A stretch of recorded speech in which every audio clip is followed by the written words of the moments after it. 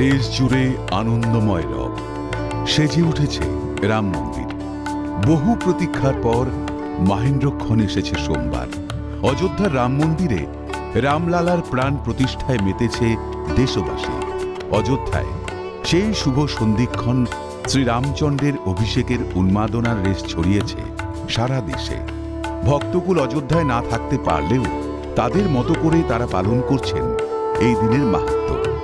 দিল্লির চিত্তরঞ্জন পার্ক, ঝাড়খণ্ডের চিরকুন্ডা মন্দির, ধানবাদের রাম মন্দির, চারিদিকে আয়োজন নানা রকমের।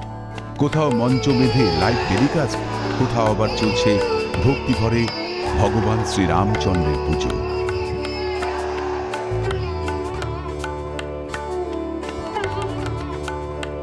দিল্লির চিত্তরঞ্জন পার্ককে বলা হয় মিনি বেঙ্গল, সে কথা সকলেরই জানা।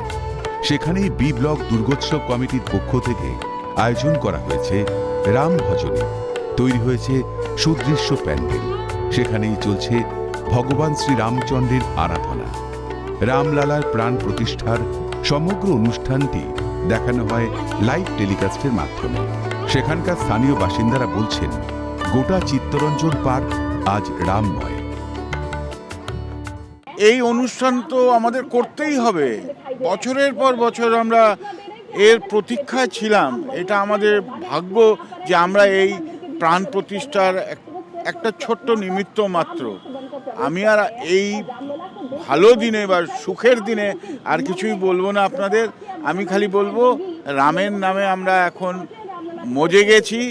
সবাইকে জয় শ্রীরাম।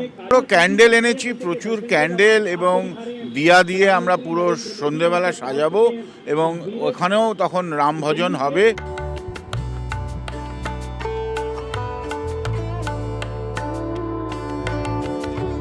ধানবাদের রামরাজ মন্দিরেও রাম ভক্তদের ভিড়। ধানবাদ কয়লাঞ্চলে বাগমারা থানার চিতাহিতে অবস্থিত রামরাজ মন্দিরে লক্ষাধিক রাম ভক্তের আগমন ভগবান শ্রীরামচন্দ্রের পুজো দেওয়ার জন্য। এই মর্মে ধানবাদের রামরাজ মন্দির কমিটির উদ্যোগে সেখানে তৈরি করা হয় প্রভু রাম, মাতা সীতা, বজরংবলী সহ বহু দেবদেবীর জমকালো এবং আকর্ষণীয় মুখনাট্য। এই মুখনাট্যের পরিচালনায় রয়েছেন বাগমারার বিধায়ক ধুলু মাহাতো, তার স্ত্রী সাবিত্রী দেবী। সব মিলিয়ে সে এক অনবদ্য উদযাপনের আয়োজন ধানবাদের রামরাজ মন্দিরে। ভক্তি ভরে পুজো দিতে 22শে জানুয়ারির মহৎ আয়োজনের খানিক অংশে সামিল থাকতে পেরে খুশি ভক্তরাও।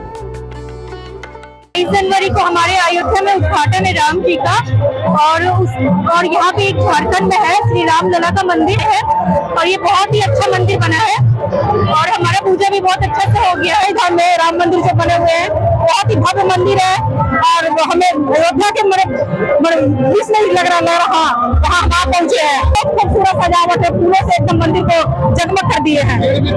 भीड़ भी बहुत सुंदर लग रहा है, बहुत ही अच्छी लग रही मंदिर और हम लोग भगवान से मांगे अपने परिवार की खुशियाँ।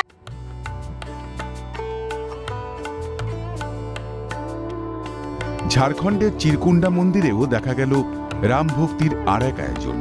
সেখানে রামলালার প্রাণ প্রতিষ্ঠা উপলক্ষে 24 ঘন্টা ধরে চলছে গীতা পাঠ। সকাল থেকে বেলা 12টা পর্যন্ত সেখানে আয়োজন করা হয় রাম পুজো। রামের প্রাণ প্রতিষ্ঠায় এভাবেই মেতেছে চিরকুন্ডা মন্দির কমিটি। एक बार रघुनाथ बोलाए, गुर द्विजपुरवासी सब आए। बैठे गुर मुनि अरु द्विज सज्जन, बोले बचन भगत भव भंती है। इस हिसाब से सब जगह पूरे देश में खुशी का माहौल है। सारे देश राममय में है, राममय भक्ति में सब रमे हुए।